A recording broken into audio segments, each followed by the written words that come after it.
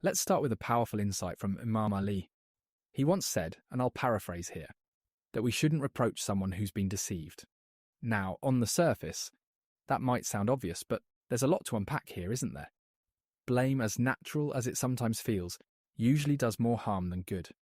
Think about it. When you've been blamed for something, especially when you already knew you'd made a mistake, has it ever really motivated you to fix things? No, right.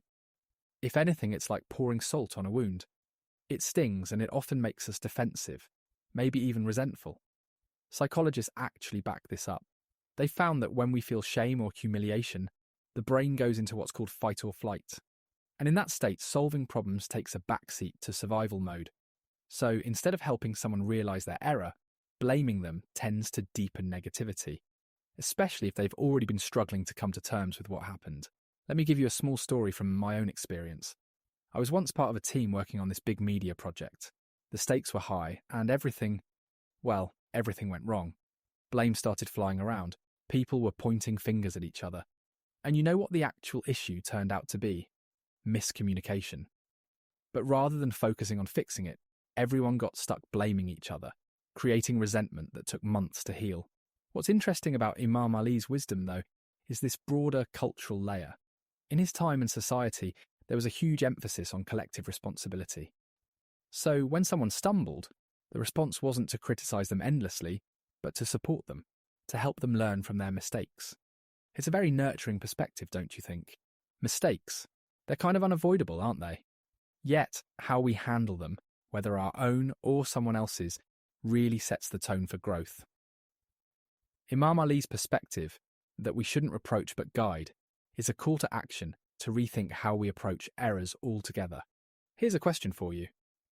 When someone messes up, say at work or even a child at school, what's the first reaction? Is it pointing out the fault, or is it asking, what can we learn here? You see, shifting that mindset can make all the difference. Take mentoring as an example. A great mentor doesn't just highlight what went wrong. They'll, peel back the layers a bit, ask questions, guide the thought process, and empower the individual. They're not there to humiliate, they're there to uplift. And research backs this up, showing how collaborative problem solving's far more effective in teaching than calling out someone's mistakes. This idea goes against what many educational systems focus on. Think about it. How often have you seen schools emphasize grades over learning?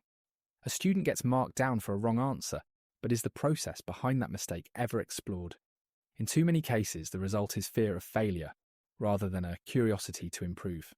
I came across this one example at a progressive school in Finland, where teachers actively use mistakes as teaching moments. No penalties, no judgment. One teacher said that when a student made an error, they'd turn it into a class discussion. Why do you think this happened? And that reframed mistakes as shared learning opportunities. The result? Students felt bolder, more willing to explore and innovate. And let's tie it back to Imam Ali's principle. You see, in many ways, it's about more than just education or parenting or workplace culture. It's about building a system, a community, that values progression over perfection.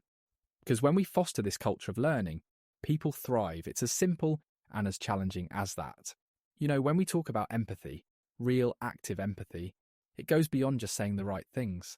It's about creating spaces, whether at home, in the office, or even in our online interactions, that allow people to feel seen and supported rather than judged. And honestly, it's not always easy. It's not. Think about the way we communicate today. Texts, emails, social media. So much of it is rapid, transactional. And you've probably noticed how often the tone of these messages gets misinterpreted. When was the last time you saw someone take the time to actually understand an online disagreement instead of, just escalating it? Imam Ali's wisdom feels so relevant here, even centuries later. Instead of rushing to criticize or correct someone, what if we paused? What if we asked ourselves, what's this person going through? What led to this moment?